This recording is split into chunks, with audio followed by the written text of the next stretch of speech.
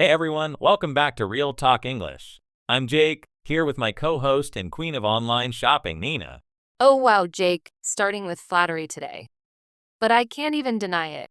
I have a package arriving almost every day. So, let's dive in. Shopping online in English. Why is it so important for learners, do you think? Great question. Online shopping is everywhere now. Amazon, eBay, Etsy, you name it. If you can navigate those sites in English, you open up a world of options, deals, and even international stores. Plus, you'll need those language skills for everything from searching products to chatting with customer service. It's not just about buying stuff, right? Sometimes you have to return things, ask questions, or compare items. There's a lot of real life conversation practice baked in. Absolutely. And trust me, some of the most useful English you'll ever learn comes from real shopping situations. Whether you're emailing a seller about a late package or leaving a review, it's all practical, everyday language. Okay, let's get into it. First, let's talk about searching for what you want. I'm always a little overwhelmed by the search bars. So many options. How do you make sure you're typing the right thing? The trick is to use keywords, not full sentences. For example, don't type, I want to buy a blue winter jacket for women. Instead, just type women's blue winter jacket. The websites use algorithms that pick up on key terms, so the simpler, the better. So, less is more. What if you're looking for something specific, like, let's say, a vegan leather crossbody bag with gold hardware? How would you search for that? Great example. I type vegan leather crossbody bag gold hardware. Each word narrows the results. And if you want to get even more exact, use filters like color, price, or brand. Those little checkboxes on the side are your best friends. Ooh, filters are a lifesaver. But sometimes the words are confusing. What's the difference between refine and filter? For example, Filter is like a coffee filter. It lets only certain things through, so you see only what matches your choices. Refine is similar, but it's more about making your results even better, like polishing a diamond. On most sites, they're used almost interchangeably. that makes sense. Speaking of confusing, I always see words like add to cart, wish list, and buy now. Can you break those down? Sure, add to cart means you're interested, but you're not ready to buy yet. You're just collecting items. Wish list is like a shopping dream board, things you want to save for later or hint at for gifts. Buy now is for when you want to skip the window shopping and go straight to checkout. I use the wish list for everything I can't afford right now, but sometimes I see add to bag instead of cart. Is there a difference? Not really. Cart, bag, and sometimes basket all mean the same thing. It's just the store's way of making their site feel unique. In British English, you'll see basket more often. Oh, I love that. Okay, let's move on to reading product descriptions. Sometimes they're super long and filled with strange words. What should we look for? Focus on the essentials, material, size, color, and special features. If you see dimensions, it means measurements, length, width, height. Care instructions tell you how to wash or clean the item. And features are the unique things about the product, like waterproof, lightweight, or eco-friendly. I always get tripped up by shipping and handling. What does handling even mean? Shipping is the cost to send the item to you. Handling covers the cost of packing it up and getting it ready to ship. Sometimes it's combined into one fee, but that's what it means. That explains a lot. Now, what about checking reviews? I love reading them, but the language can be tricky. Any tips? For sure.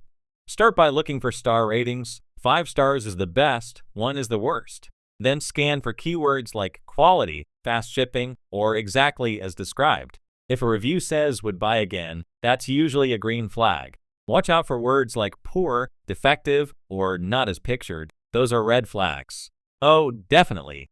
Once I bought headphones with hundreds of 5-star reviews, but when they arrived, they sounded like tin cans. Turns out the reviews were all generic and posted on the same day. If you see lots of similar language or reviews posted together, that's a warning sign. Yikes. Okay, let's say you decide to buy something. The checkout process can feel like a maze. What English do you need to know for that? You'll usually see checkout, which means pay for your items, then you'll enter shipping address, where you want the item sent.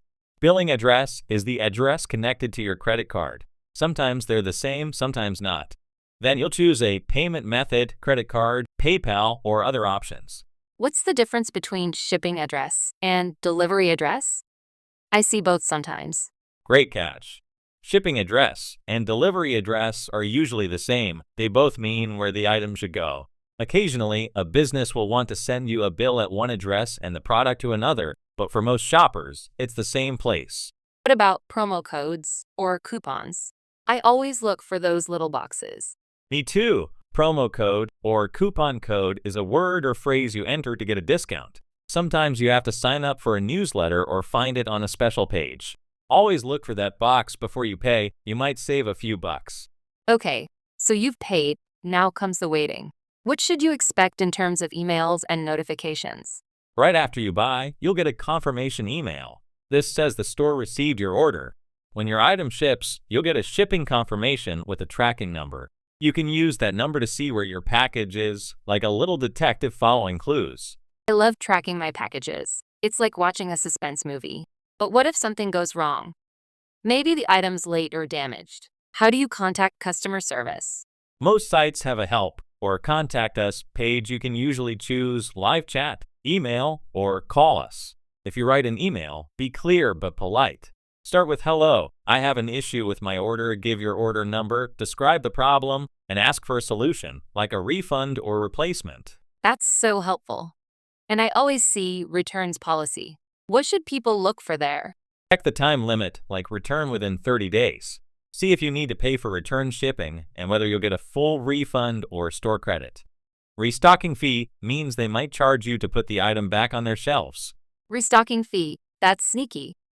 Okay, let's take a quick break and check out a listener question. This one's from Tomoko in Japan.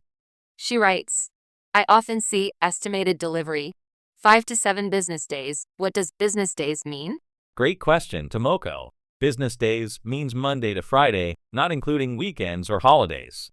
So if you order something on Friday and it says 5 to 7 business days, don't start counting until Monday. I used to think it meant any day of the week.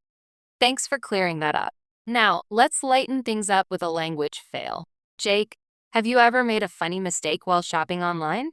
Oh, definitely. Once, I tried to buy a jumper as a gift for my British friend. I thought I was getting a jumpsuit, but jumper in British English means sweater. She opened the box and just laughed. That's hilarious. I once tried to buy pants from a UK site, and they sent me underwear. Turns out, pants in the UK are what Americans call underwear, not trousers. That's a classic. English, one language, 100 ways to say clothes. All right, let's wrap up with some key tips for shopping online in English. Jake, what's your top advice? First, keep your searches simple, just keywords. Always read the product description and reviews carefully. Don't forget to check the return policy before you buy and look for those promo codes. My tip? Don't be afraid to ask questions, whether it's through live chat or email, and double check your shipping address. You don't want your package going to the wrong place. Absolutely. And remember, every time you shop online in English, you're practicing real-world language skills. It's like a little lesson with every order. Thanks for tuning in, everyone. If you found today's episode helpful, hit that follow button, share with a friend, and subscribe for more real English conversations. And if you have your own funny shopping story or a question for us, send it in. We might read it on the next episode. Until next time, happy shopping and happy learning.